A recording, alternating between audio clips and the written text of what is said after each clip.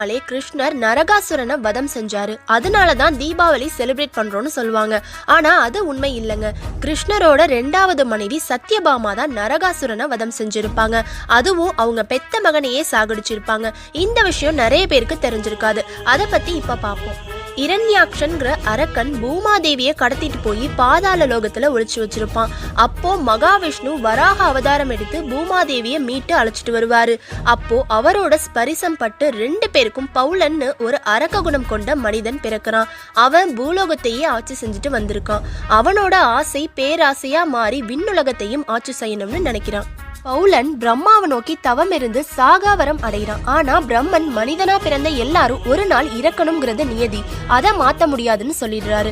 அப்போ பவுலன் பெற்ற தாய் தன்னோட மகனை சாகடிக்க மாட்டாங்கன்னு நினைச்சு என்ன பெத்த தாய் பூமாதேவி கையால மட்டும்தான் நான் இறக்கணும்னு வரம் கேட்கிறாரு. அதுக்கப்புறம் தான் நரகாசுரன்னு பேர் வந்துச்சு.